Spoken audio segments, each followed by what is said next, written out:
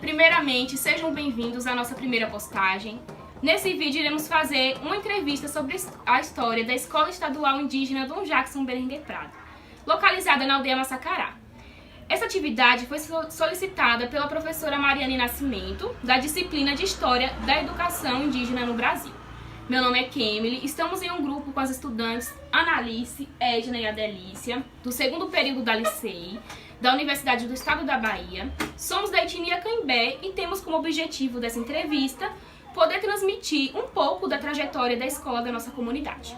Estamos aqui com a professora dessa instituição, Analice, que leciona para os anos iniciais do EJA. Analice, nos responda, o colégio sempre existiu no mesmo lugar e como era a rua onde a escola fica localizada no passado? Sim, ele sempre existiu no mesmo local. A rua era sem calçamento, com muita lama, quando chovia dificultava muito a ultrapassagem dos estudantes. Hoje, porém, ela já está calçada, né? O que facilita a chegada dos estudantes. Edna, que já foi também estudante desse colégio, nos diga, quando foi que ele foi inaugurado?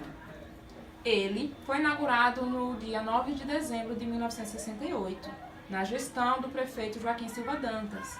Era um prédio pequeno, com apenas 3 salas, um banheiro e uma cozinha pequena, porém passou por uma reforma ampliando o espaço, com uma secretaria, 5 salas de aula, 2 banheiros, uma cozinha e uma sala de eventos, no ano de 2001, pela FUNAI.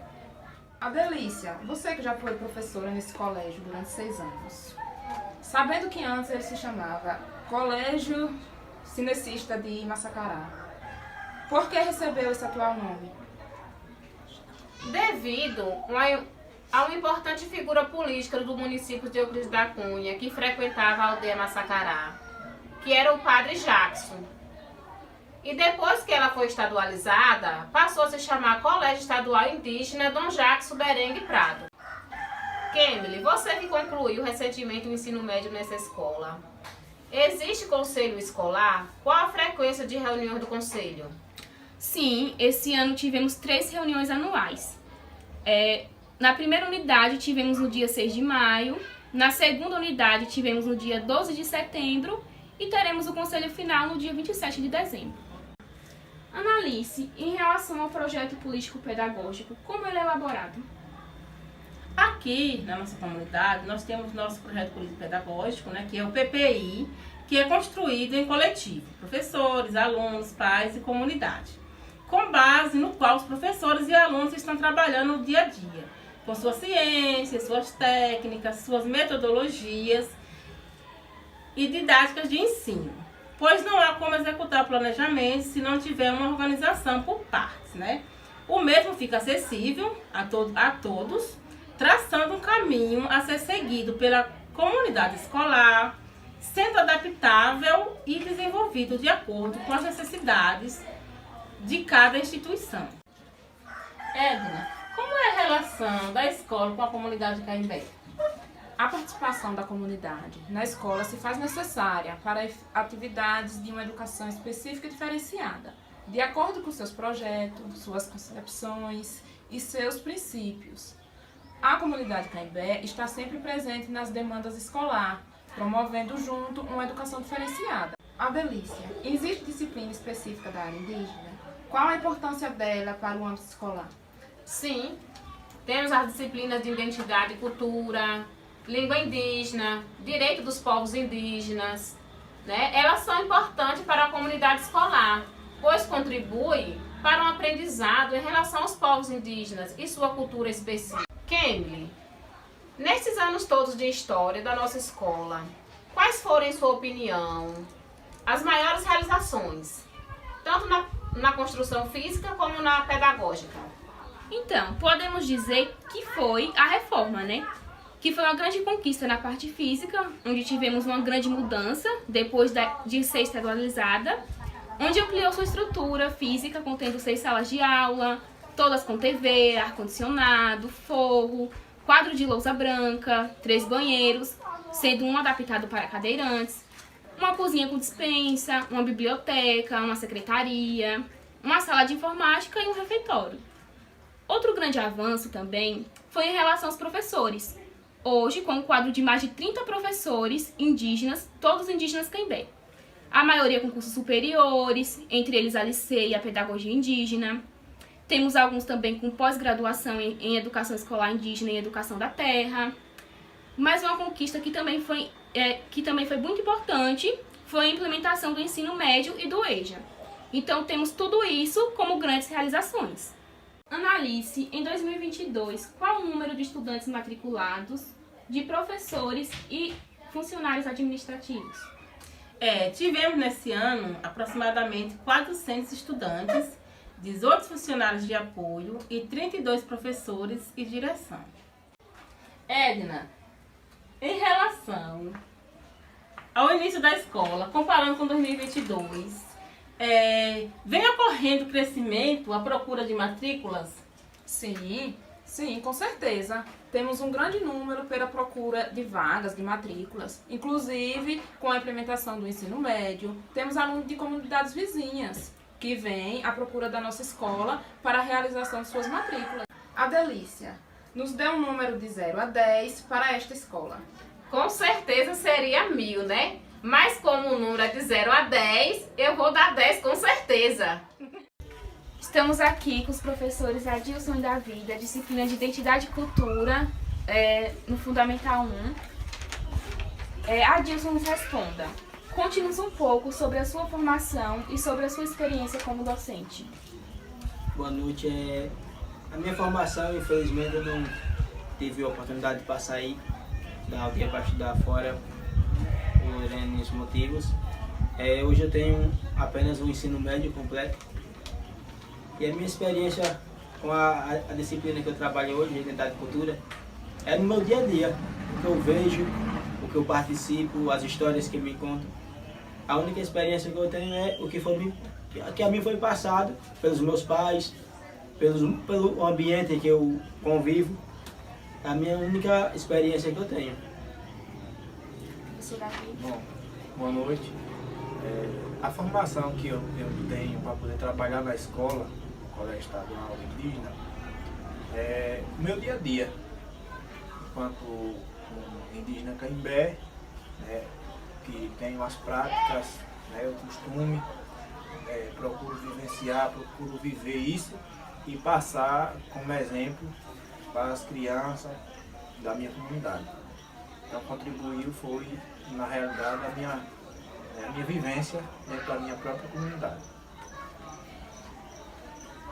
Como você transmite os conhecimentos culturais para os estudantes? Hoje a gente tem a oportunidade de estar trabalhando com eles dentro de sala de aula, coisa que antes a gente não tinha. No meu tempo mesmo eu tinha essa deficiência, né, que eu posso dizer assim, porque a escola não oferecia esse tipo de aprendizado para a gente, esse tipo de ensino. E hoje eu tenho essa facilidade de trabalhar com as crianças desde pequeno já, para que eles cresçam com uma base boa, sabendo de suas histórias, sabendo do que eles podem fazer para contribuir com a sua comunidade, do que eles podem fazer para desenvolver mais ainda a sua cultura. Hoje o que mais ajuda é isso, que a gente tem o privilégio de trabalhar isso com eles dentro da escola. Por exemplo, a zabumba. Na nossa época, na minha época, na sua época, enquanto estudante, a gente não tinha esse privilégio de ter a zabumba em sala de aula, a gente aprender ali, né, com o mais velho ensinando, com o mestre ensinando ali a gente. Então isso aí já foi, como eu falei antes, a vivência dentro da nossa aldeia, a gente aprender na nossa aldeia com o mais velho e chegar à oportunidade de passar isso já como professor, já em sala de aula. Né? Seja a zabumba, o toré, um artesanato, uma pintura corporal, né? Então essas formas é o que vai nos fortalecendo e assim a gente vai passando adiante. Em relação a esta escola, o que considera negativo e positivo? Hoje, infelizmente, nada é tudo 100%, mas graças a Deus temos nossos pontos positivos e nossos pontos negativos que sempre existem.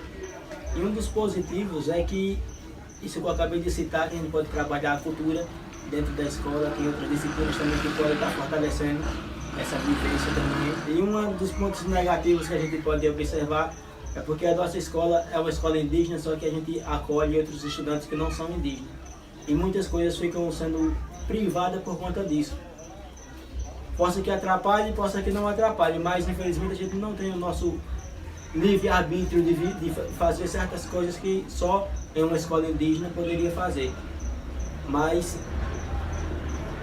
isso.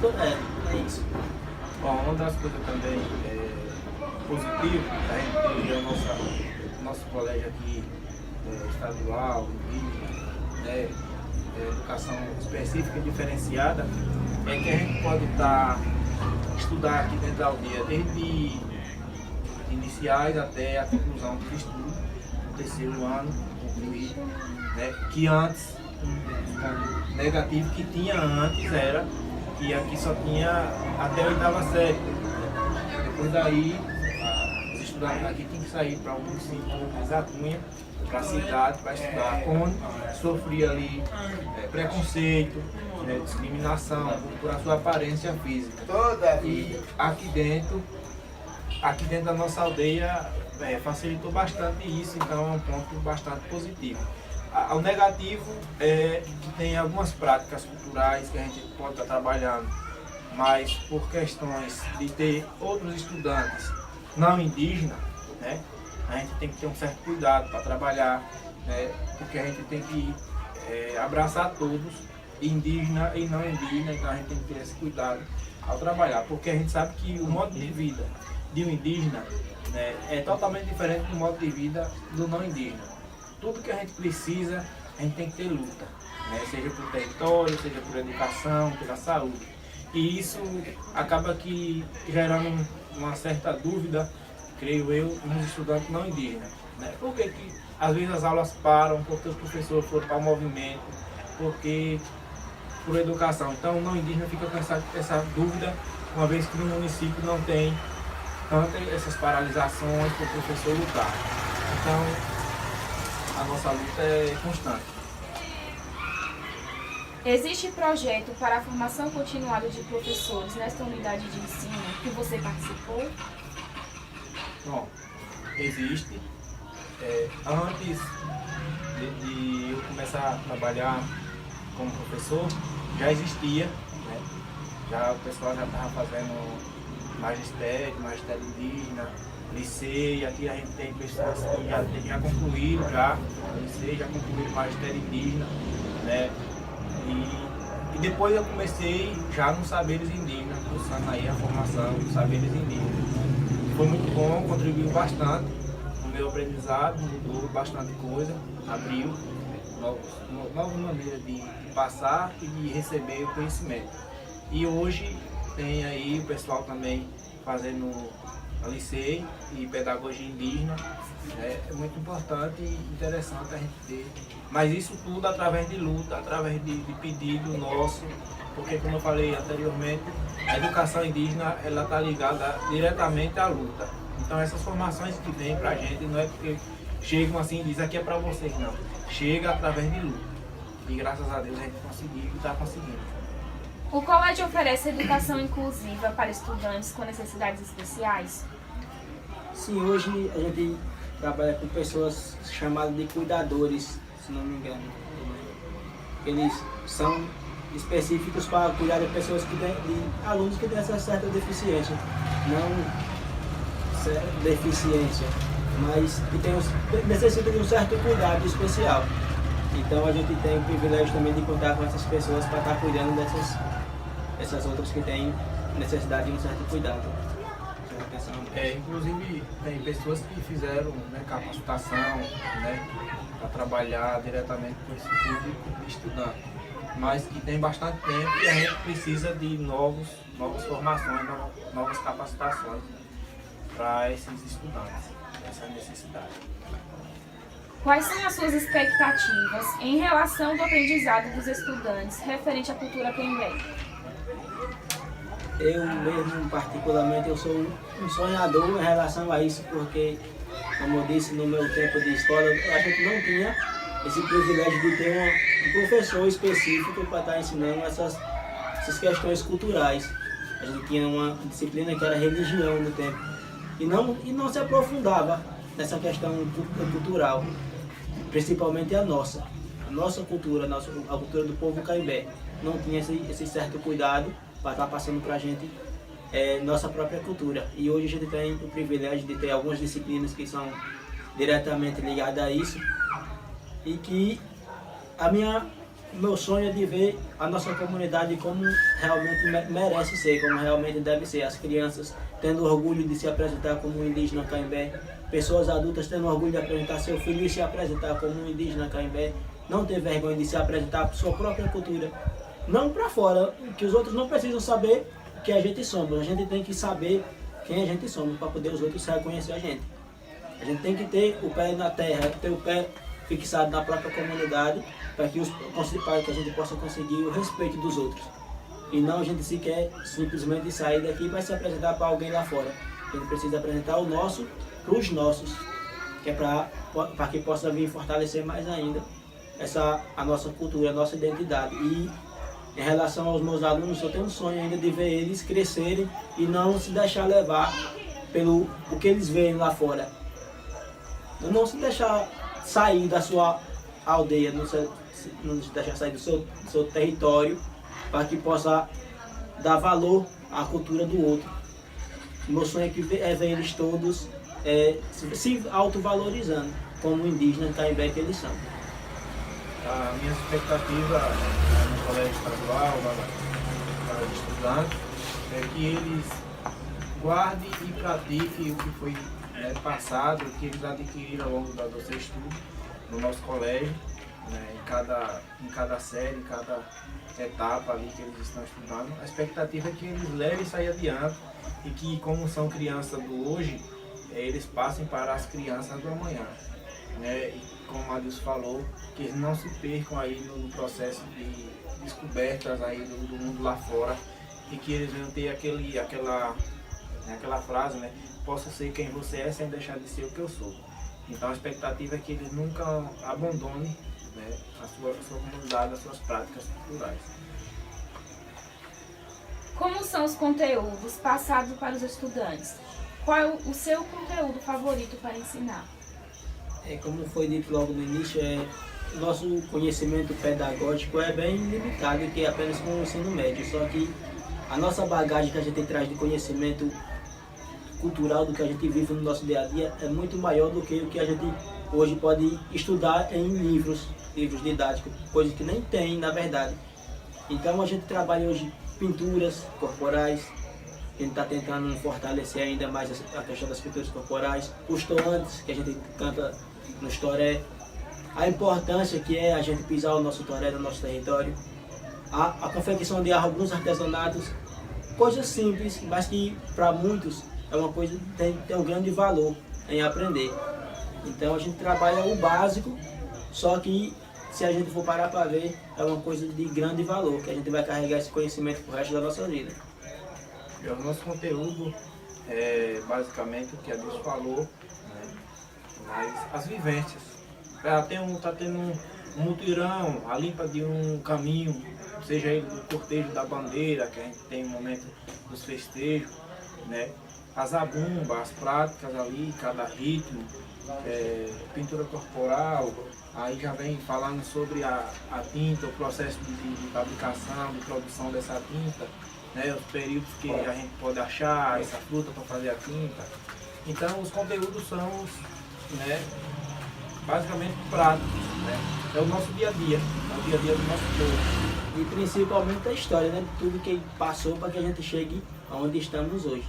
Se a gente não tem uma característica física, que os brancos, os não indígenas dizem, você não é índio porque você não tem determinados traços físicos, um olhinho puxado, um cabelinho liso, uma pelezinha mais morena, coisa que eles procuram estereotipar toda a vida.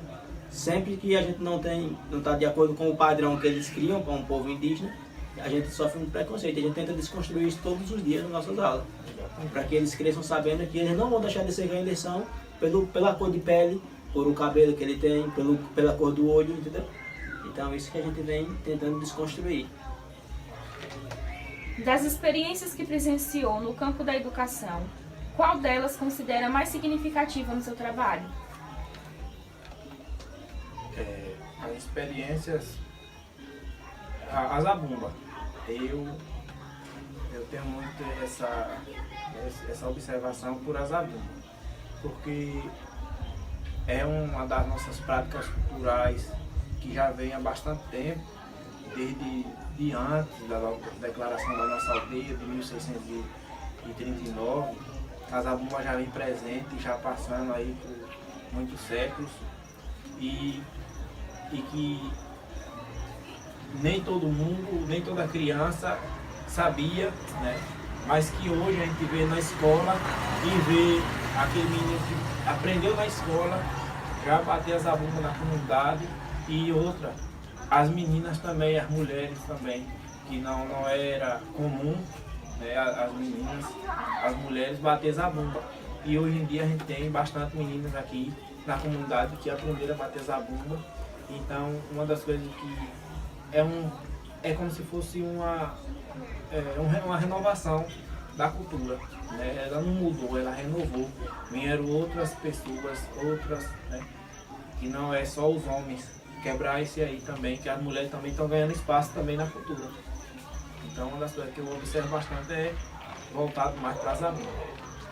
Eu, quando comecei na área da educação, já comecei sim no Fundamental 1, só que eu trabalhava com uma série muito seriada. Já era um pouco mais complicada, era mais de uma série, de uma sala, e com alunos de diversas idades também.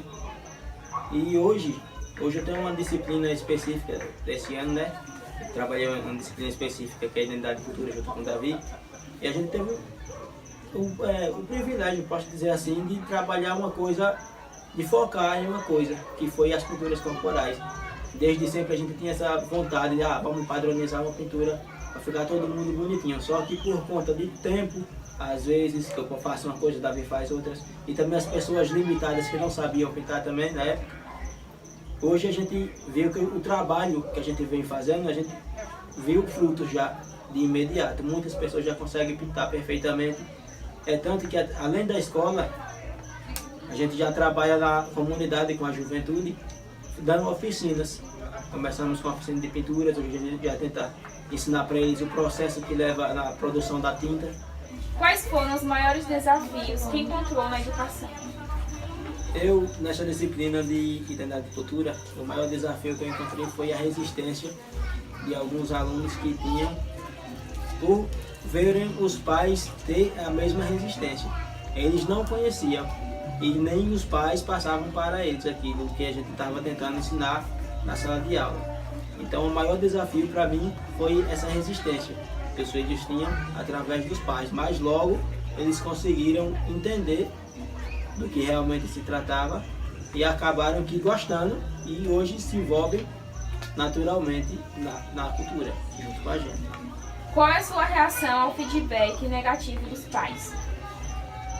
Eu acho que a gente viveu muito tempo colonizado, então eles realmente acreditaram no que os brancos, né, passavam para eles. Mas hoje muitos ajudam os filhos, alguns que têm o conhecimento, eles tentam transmitir dentro de casa, os filhos ajudam nessa parte, né, pedagógica também, mas infelizmente muitos não têm estudo nenhum para ajudar os filhos. Mas muitos desses que não têm os estudos, eles estão junto dos filhos, eles incentivam os filhos a ir para a escola, incentivam a fazer parte da escola em si, seja na nossa disciplina ou em outra, mas eles estão sempre incentivando os filhos a participarem.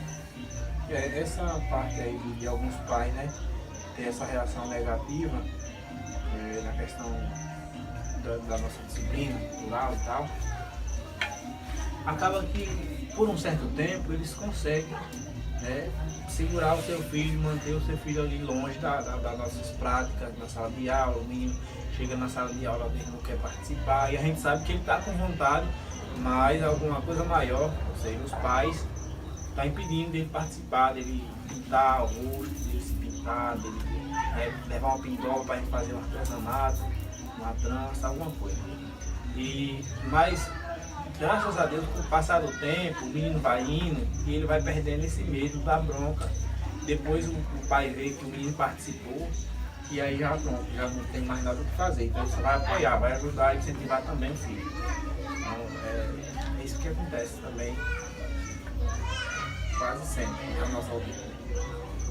Então, como eu não tive, não tive a oportunidade de me dar o luxo em escolher minha profissão, e ela que me escolheu, mas como eu sempre digo, nada nessa vida acontece por acaso. Foi onde eu vi a oportunidade de passar um pouco do meu conhecimento para os meus estudantes. Mesmo trabalhando com um multisseriado na época, que foi logo quando eu comecei, mas tinha a disciplina de língua indígena. Era apenas uma aula, mas dava muito bem para passar um pouquinho do que eu queria passar para eles. E aos poucos eu dava continuidade na outra aula, na outra semana. E foi um dos pontos positivos que eu vi na escolha que a educação fez para mim. Não foi eu que escolhi ela que me escolheu. Bom, no meu caso, desde antes, meu modo de vida na aldeia, praticando também toré, participando do toré, com a zabumba, que já vem uma tradição, já vem através da família minha, através do meu pai, do meu avô, bisavô. Então, meu modo de viver dentro da minha comunidade, ir para a escola, ir para a aula trajado, com o meu cocá, minha cataioba, isso vira em mim, né, a pessoa para trabalhar, dar continuidade ao trabalho que o professor estava fazendo. Então, alguns responsáveis por a escola, a direção, caciques, me chamaram e me ofereceram essa oportunidade de passar um pouco do nosso dia a dia, um pouco da nossa história, das nossas práticas culturais, passar também na escola.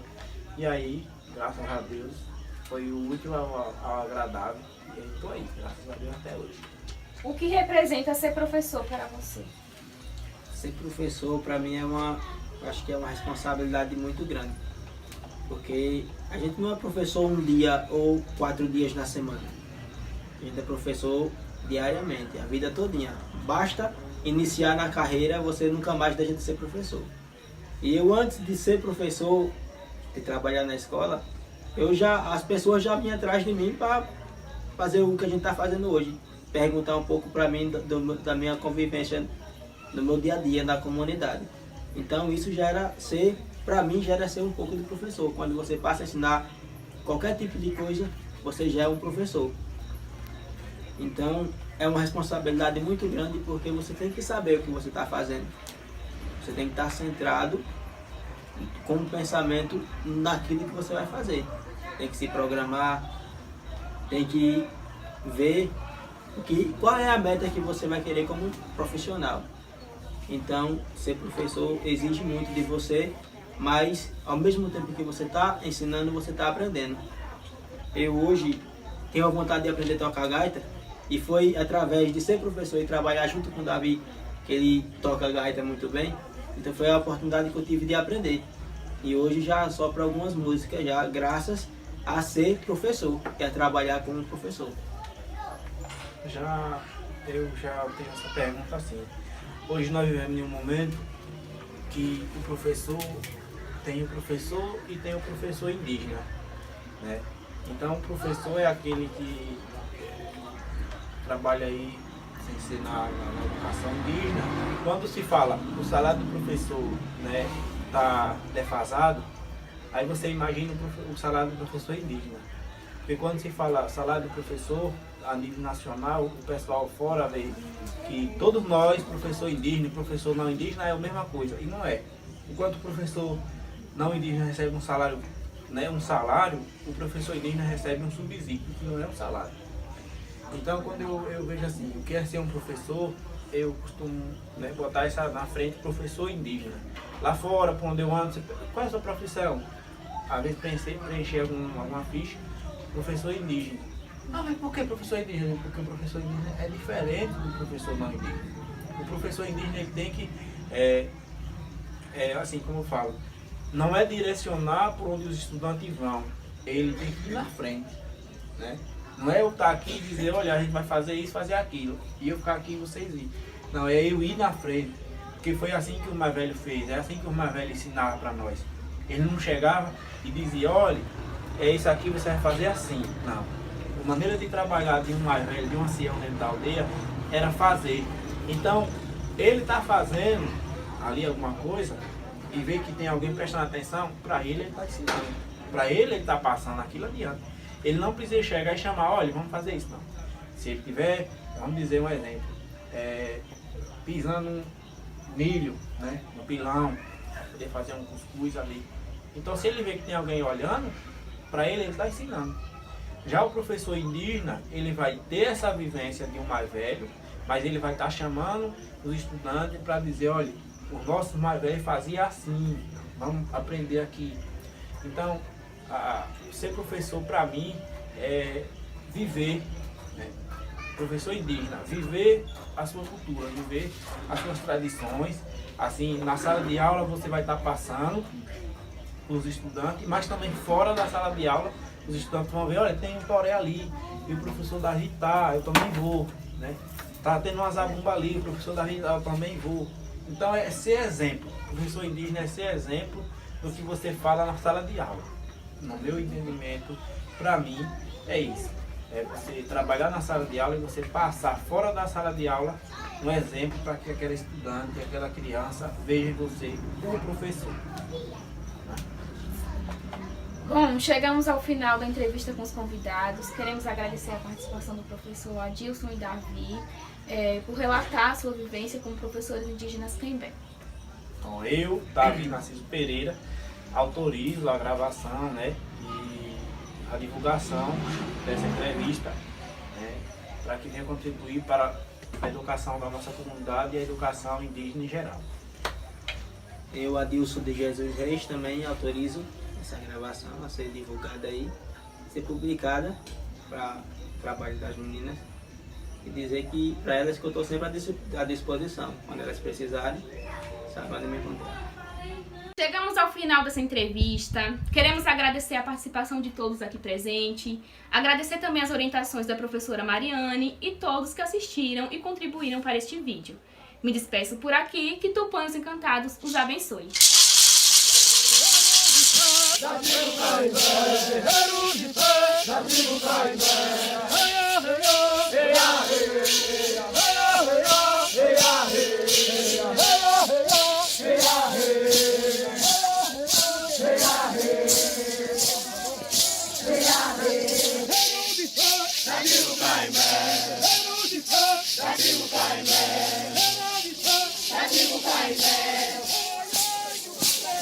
Eu venho canto, eu venho louvar.